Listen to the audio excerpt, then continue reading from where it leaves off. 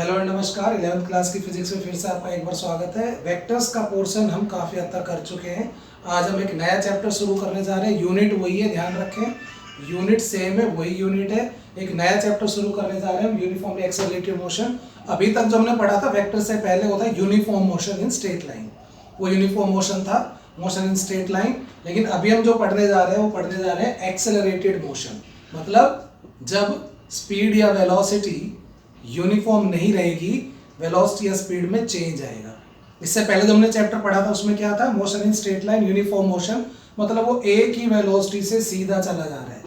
लेकिन अब accelerated motion जब वेलोसिटी में चेंज आएगा, बढ़ रही है, घट रही है, डायरेक्शन चेंज हो रही है, तो ये सब हम पढ़ने जा रहे हैं। तो व्हाट इज एक्सेलरेशन? तो first of all acceleration 9th class में पढ़ा था, त्वरण, हिंदी में त्वरण और इंग्लिश में एक्सेलरेशन। एक्सेलरेशन क्या होता है? The time rate of change of velocity is called acceleration. It means acceleration is equal to change in velocity divided by time interval. So acceleration is change in velocity upon time interval. तो suppose t1 time पे velocity थी v1 और t2 time पे velocity हो गई v2, तो acceleration becomes v2 minus v1 change in velocity divided by time taken. So acceleration is change in velocity upon time. It is a vector quantity. Acceleration क्या है? Vector quantity. अब vector आप पढ़ चुके हैं, वेक्टर क्वांटिटी है, ये रहती है बोथ मैग्नीट्यूड और डायरेक्शन दोनों होंगे इसके पास। And SI unit is metre per second square, क्योंकि वेलोसिटी है ऊपर, वेलोसिटी की मीटर पर सेकंड, और नीचे सेकंड, तो मीटर पर सेकंड स्क्वायर। और सीजीएस में हम क्या बोलते हैं इसकी यूनिट को? Centimetre per second square. Dimension formula LT-2, dimension formula क्या होता है? LT-2। So this is about acceleration. तो change in velocity upon time, मतलब किस रेट पे उसकी वेलोसिटी में चेंज आ रहा है।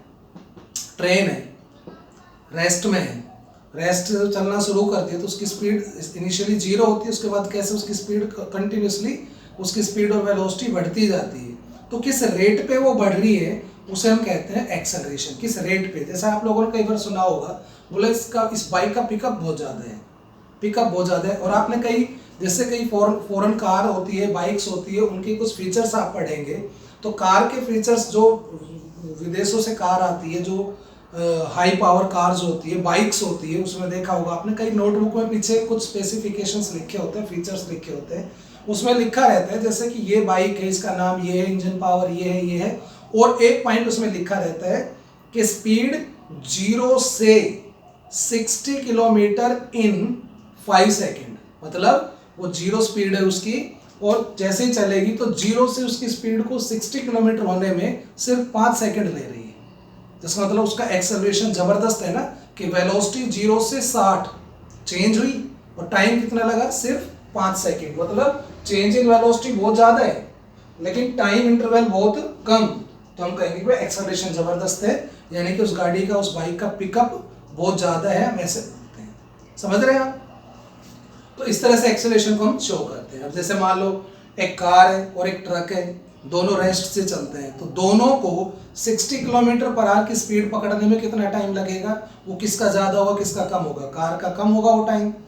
कार कम टाइम में 0 से 60 की वेलोसिटी एक्वायर कर लेगी, जबकि ट्रक जो है वो 0 से 60 की वेलोसिटी पकड़ने में ज्यादा टाइम लगाएगा।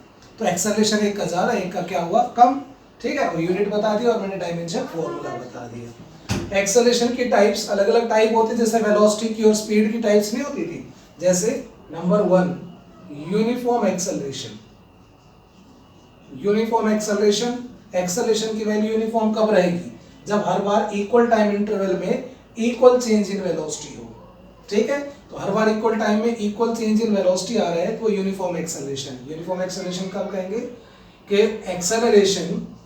Acceleration of an object is said to be uniform if its velocity changes by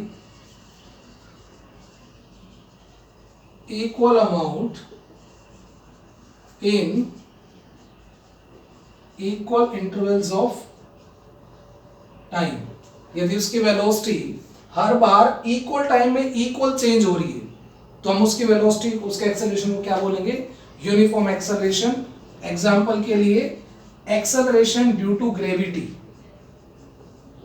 acceleration due to gravity fix होता है, 9.8 होता है ना अर्थ सरफेस के पास। इसका मतलब क्या है कि जैसे मैं सर्टेन हाइट से किसी ऑब्जेक्ट को ड्रॉप करता हूँ, जैसे मार्कर है, मैं इसको सर्टेन हाइट से ड्रॉप करूंगा तब इसकी वेलोसिटी 0 है ना, तो जैसे मैं ड्रॉप करूंगा तो 9.8 मीटर पर सेकेंड, इसका मतलब हर एक 9.8 मीटर पर सेकेंड को हम ऐसे लिख सकते हैं 9.8 मीटर पर सेकेंड, मतलब एक सेकेंड में उसकी वेलोसिटी में कितना चेंज आएगा? 9.8 मीटर पर सेकेंड का।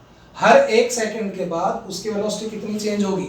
9.8। तो 0 थी तो एक सेकेंड के बाद उसकी वेलोसिटी इतनी हो जाएगी, 2 सेकेंड के बाद उसकी वेलोसिटी में चेंज फिर इतना ही होगा। हर एक सेकेंड के बाद उसकी वेलोसिटी फिक्स अमाउंट से चेंज होती जाएगी, तो हम कहते हैं यूनिफॉर्म एक्सेलरेशन। ठीक है। दूसरा क्या होता है? Non uniform acceleration. तो ये डेफिनेशन आप खुद लिखेंगे। Non uniform acceleration of an object is said to be uniform की जगह आप क्या लिखेंगे? नॉन यूनिफॉर्म लिख लेंगे। ओके। कब? If its velocity changes by equal amount in unequal. जब यहां इक्वल लिखोगे तो टाइम अनइक्वल, और यहां पर अनइक्वल लिखोगे तो टाइम इक्वल, यानी कि हर बार सेम टाइम में अलग अलग वेलोसिटी में चेंज या अनइक्वल टाइम में सेम वेलोसिटी में चेंज, तो एक्सेलरेशन क्या होगा? Non uniform. तो नॉन यूनिफॉर्म एक्सेलरेशन कब होगा?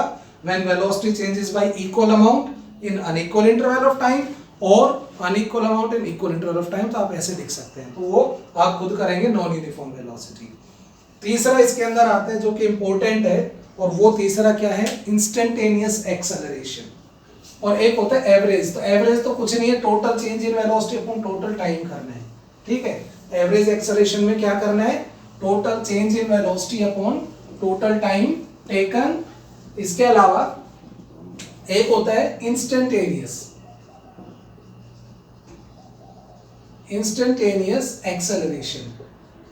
मतलब किसी इंस्टेंट पे, किसी पर्टिकुलर इंस्टेंट पे एक्सेलरेशन कितना है, ये कब आएगा? ये तब हम यूज करते हैं जब एक्सेलरेशन वेरिएबल हो, नॉन यूनिफॉर्म एक्सेलरेशन हो, टाइम के साथ एक्सेलरेशन बदल रहे। तो नॉन यूनिफॉर्म एक्सेलरेशन में किसी इंस्टेंट पे, पर्टिकुलर इंस्टेंट पे कितना एक्सेलरेशन है, उसे हम कहते हैं non uniform instantaneous acceleration. Let delta v is change in velocity and delta t is small time interval।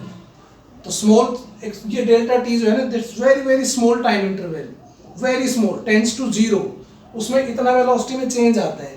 तो इंस्टेंटेनियस एक्सेलरेशन क्या होगा? Change in velocity upon change in time, और डेल्टा टी टेंड्स टू 0। मतलब जो delta t है, time interval is very very small, tends to 0, तो ये बन जाएगा dv बाई dt। मतलब first derivative of velocity with respect to time. Time के रेस्पेक्ट में वेलोसिटी का फर्स्ट डेरिवेटिव इंस्टेंटेनियस एक्सेलरेशन। समझ गए?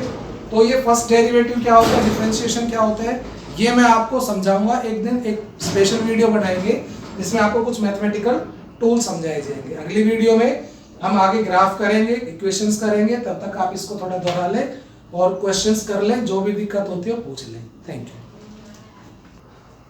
11th क्लास के बच्चों को मैं एक खास बात बताना चाहूँगा कि मैं अब आपको ग्रुप पे वीडियो नहीं भेजूंगा, ग्रुप पर यूट्यूब का लिंक नहीं भेजूंगा, बल्कि आपको मैं जैसे अपलोड करूंगा, वीडियो अपलोड करूंगा इसके ऊपर, यूट्यूब के ऊपर, तो जिस बच्चे ने सब्सक्राइब कर रखा है और बेल आइकन प्रेस कर रखा है उसके पास अपने आप ऑटोमेटिकली अपडेट चला जाएगा, मैसेज चला जाएगा, तो आप उसको वॉच कर सकते हैं।